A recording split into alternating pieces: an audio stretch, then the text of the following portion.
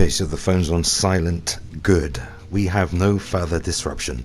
And a fine welcome back to you, Foxy Games UK, new and existing subscribers. 3 days, or 2 sleeps if you're counting, until PS5 launches in the UK and Europe. 72 hours until we get PS5 units in our hands. So freaking excited. But until then, it's Monday, November 16. Holy crap, is there a ton of back and forth over these next-gen platforms. Apparently PS5 is performing better than Xbox Series X with certain releases, and Xbox Series X Smart Delivery makes a complete mockery of PS5's upgrade system, and PS5s are failing more so than Xbox Series X if you believe the rumors. I mean, it goes on and on and on and on. Endless drivel. As there are hardware failures at every launch, yes. And is it the nature of consumer electronics and early adoption? Yes. And does one platform take a little longer than the other to get up to speed in terms of development tools, etc., etc.? Yes. Elementary, my dear Watson. Shit happens. But I'm sorry if it's happened to you, but that's the nature of the beast. Things go wrong, hardware fails, and sometimes out of the box on day one. It sucks. Really, though, we shouldn't be mocking each other if and when highly anticipated hardware malfunctions. We should be supportive, but that's how I roll. Anyway, for everyone else enjoying the hell out of these next-gen platforms, here's some game news. So next-gen console sales are off to a great start, it seems, judging by the software sales charts. And would you believe that Call of Duty Black Ops Cold War has been bested by Assassin's Creed Valhalla? Yes, I'm just as surprised as you are. Sourced by GamesIndustry.biz, here's the full story. So Assassin's Creed Valhalla is the best-selling UK boxed game in one of the biggest release weeks in video game history. Apparently Valhalla did so well, it managed to keep Call of Duty from the top spot during its debut week for the first time in 13 years. A surprise result indeed. Even with Ubisoft's Viking game going on sale a few days longer than Call of Duty, that's November 10th, November 13th respectively, some attribute this to being a different trend in the games market due to pandemic, and I guess people are looking for time-passing experiences, the longer the better, perhaps. Plus the majority of AAA Xbox and PlayStation game sales seem to be digital, which ultimately means that Assassin's Creed Valhalla was the biggest selling game of the week as a physical boxed game release. Interestingly, an Activision Blizzard spokesperson said that Call of Duty Black Ops Cold War, and I quote, set a new record as the highest first-day digital sales worldwide in franchise history. So I guess we will see how the game performed digitally in the UK later in the week, but expect good numbers. Now we get into the numbers, talking about numbers, so in terms of physical sales, Assassin's Creed Valhalla had a massive release week with launch sales more than double that of its predecessor, Assassin's Creed Odyssey. 42% of the game's sales came on PS4 and 18% came on PS5, despite the latter machine not even available in the UK until Thursday of this week. Now the rest of the sales, 40% came with the Xbox version. The game was marketed alongside the new game consoles released just last week and the Xbox Series X and S. However, Ubisoft sold just one Xbox SKU to cover all platforms, including Xbox One, which means it's impossible to know exactly which Xbox platform the game was purchased for. As for Call of Duty Black Ops Cold War, that fared less well as a boxed release, with launch sales down more than a whopping 64% compared to last year's Call of Duty Modern Warfare.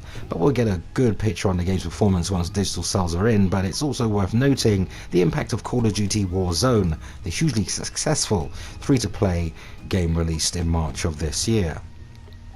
39% of Call of Duty sales came on PS4, 34% was for the Xbox One version, 17% for the PS5, and 9% for the Xbox Series only version of the game. Assassin's Creed Call of Duty and the launch of 2 Xbox consoles would have made a massive release week on their own, but Sony also made available its PS5 games to customers last week ahead of this week's UK launch, and those games also performed very strongly in the charts. The third best-selling game was the new Spider-Man Miles Morales, the successor to 2018's hit Marvel's Spider-Man. Boxed sales of this new game are 56% lower. I repeat, 56% lower than the original, although, much like Call of Duty, we'll really need to consider the impact of the digital game sales. It is, however, billed as one of the big launch games for PlayStation 5, and 71% of its sales were for that platform, with 29% of sales coming on PS4. But we'll get a much clearer picture of this and its debut performance once the PS5 actually launches in the UK this week. Now, other PS5 games in the charts include Demon's Souls at number 6, Sackboy: A Big Adventure at number 13, and Godfall at number 16. Demon's Souls and Godfall are the only PS5 games, whereas Sackboy saw 89% of sales coming on the PS5 version with the remainder on PS4, all physical game media. Now, I'm pretty sure the sales numbers are even greater in the US, though more than 790,000 boxed games were sold in the UK just last week, and that's a rise of 96% week on week, generating 36.4 million GBP at UK retail, and that's a whopping spike of 165% week on week. This despite of the PS5 not actually being available in the UK yet. It is mind-boggling. Interestingly, PS5 games accounted for almost 19% of all games sold and nearly 25% of all revenue. Now, in terms of hardware sales, and allow me to preface this with nobody really can say yet, but there are early indicators as to which of the two platforms, Xbox Series X and PS5, is doing the greater numbers at retail. Releasing a week or so in the US and 2 weeks in Europe after Microsoft's Xbox Series X, Sony's PS5 may have sold over 1 million units on launch day and could well have hit the 2 million mark by now, depending on availability, logistics, and of course, manufacturing.